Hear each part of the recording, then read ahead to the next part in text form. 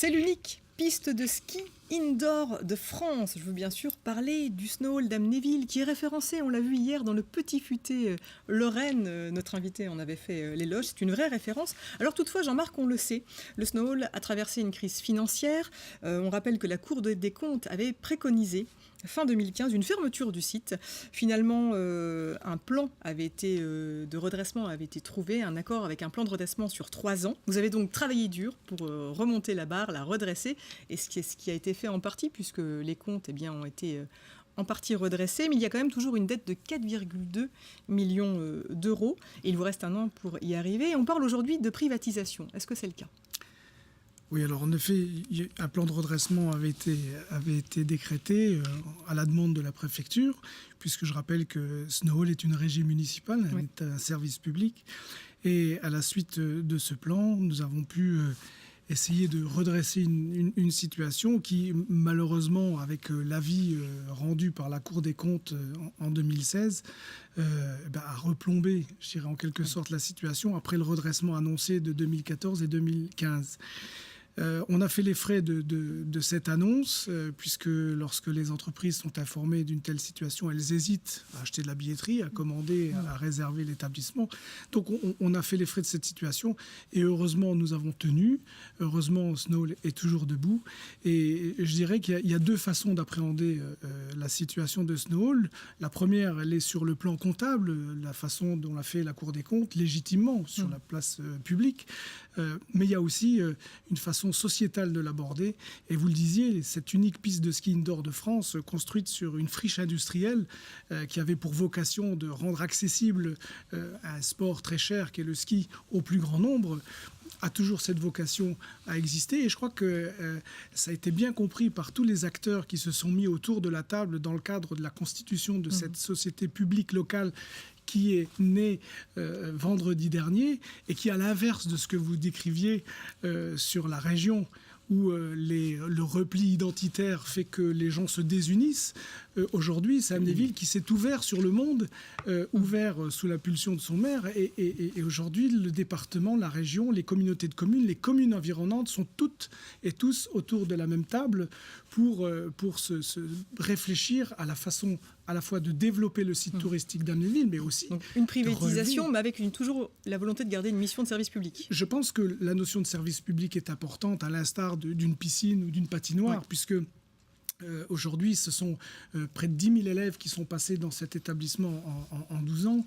Ce sont une centaine de clubs qui se sont succédés au cours de cette saison. On a triplé le chiffre d'affaires sur les 3 années, puisque le climat étant celui qu'il est, la neige fond sur les glaciers, et tous les grands clubs européens et mondiaux, puisque du Chili au Canada, en passant par les Américains, ces clubs se sont succédés dans cette unique piste de ski indoor de France. Alors, ce prisme par lequel on regarde Snow, c'est celui de la comptabilité, certes, parce qu'il faut amener cet établissement à l'équilibre et trouver son modèle économique, mais c'est aussi ce prisme sociétal, puisque ça représente quelque chose pour les gens, et c'est une fierté nationale, quelque part, parce que avoir valorisé un site touristique comme celui d'Amnéville, et un crassier issu de la sidérurgie, qui, je rappelle, avait des valeurs fondamentales fondées sur la solidarité et le bien-être de ses salariés.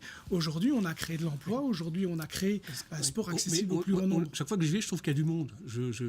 Il y a plutôt du monde. Ça fonctionne. Alors, on a un des clients célèbres, c'est Marc Ouvert, qui va souvent. Oui, c'est vrai. Quand il était plus jeune, il y a comme du monde. Aujourd'hui, quand vous avez un chiffre d'affaires de 2,5 millions sur une structure comme celle-là, avec supérieur à ce à quoi s'attendait la Cour des comptes. Complètement. Même si nous avons été très déçus du résultat, mais qui s'explique par les raisons que j'ai évoquées tout à l'heure, et qui ne payent pas les efforts qui ont été entrepris sur l'exercice dernier.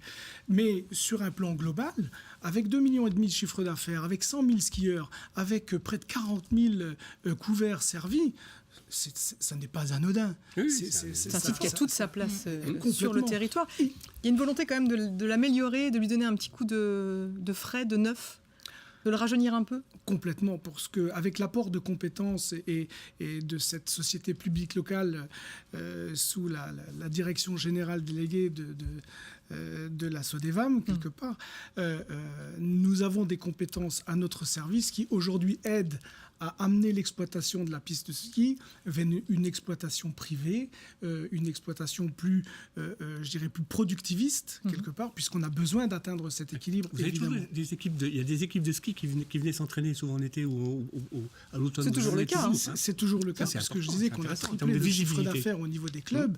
Et au mois de novembre se déroulera la première compétition internationale de Master FIS Indoor, qui prélude probablement à un circuit que nous sommes auquel nous sommes en train de travailler, de toutes les pistes indoor d'Europe, auxquelles vont pouvoir se confronter les sportifs de haut niveau et les plus jeunes. Donc il y a vraiment des choses à venir qui sont très enthousiasmantes et qui ragaillardissent un peu le moral des troupes. Et d'ailleurs, parmi l'équipe de France est venue s'entraîner cet été Nastasia Noens, qui dit que les conditions d'entraînement au snowball sont vraiment parfaites, que ça rappelle même certains endroits de la Coupe du Monde. C'est dire à quel point c'est merveilleux de pouvoir s'entraîner sur les pistes du snowball. Alors, la saison va rouvrir le 21 octobre. On va pas rouvrir parce que c'est ouvert toute l'année, mais va être lancé le 21 octobre. Qu'est-ce que vous nous réservez comme surprise? Alors, toujours, bien sûr, 4 espaces de glisse, déjà dans un premier temps. Ça, pour tout le monde, petit, grand, amateur, professionnel. Bien sûr, puisque dans cet espace, on va dire, un peu étroit, et qui n'a rien à voir avec un monde alpin, on essaye de rassembler toutes les disciplines de la glisse. À la basse saison, on a même fait venir du VTT, même des voitures ont pu évoluer sur cette piste. Mais au cours de cette haute saison qui débute, la haute saison qui va passer par une moyenne saison cette année, c'est la nouveauté, avec des tarifs qui seront progressifs, parce qu'on a bien observé qu'il n'y avait pas de défection pour une piste de ski indoor, mais c'était bien une question de coût. Oui. Et la politique que nous avons déployée au cours de l'été a démontré que les gens venaient si le prix était abordable. Pour que le ski soit pour tous. Et voilà, et qu'on revienne aux fondamentaux, de rendre accessible au plus grand nombre cette spécialité. Il y a des abonnements. On arrive aujourd'hui à ramener le prix de l'heure à 3 €. Donc ça veut dire que pour quelqu'un qui est amoureux du ski, qui est passionné, il peut assouvir cette passion au moindre coût. Et vous avez des packs maintenant famille, vous avez une réduction globale de 30% du prix de l'entrée qui va être pratiquée au cours de la moyenne saison, c'est-à-dire du début de ces vacances d'octobre jusqu'à la fin novembre, et puis des packs famille qui vont permettre aux familles de venir ensemble à moindre coût. Bon bah voilà, on parlait de Noël tout à l'heure, on peut même faire des cadeaux, offrir des abonnements, des cartes d'abonnement pour la famille et se faire plaisir, et puis aller skier dès samedi. Tout à fait. Enfin, même déjà dès maintenant, avec l'ouverture des samedis. Et puis on note quand même qu'il y a une grande soirée aussi qui est organisée mardi 31 octobre à l'occasion d'Halloween. Les petits pourront se faire maquiller toute la journée. Il y aura également un grand bal costumé, plein d'autres événements. C'est pour ça que tu as acheté une combinaison fluo, j'ai vu ça tout à l'heure. La combinaison fluo, c'est pour ça, je ne dévoile pas ça. Oui, j'ai vu tout à l'heure dans Et puis un site internet pour retrouver toutes les infos. Vous venez de le voir à l'instant. Merci beaucoup Jean-Marc. Merci à vous.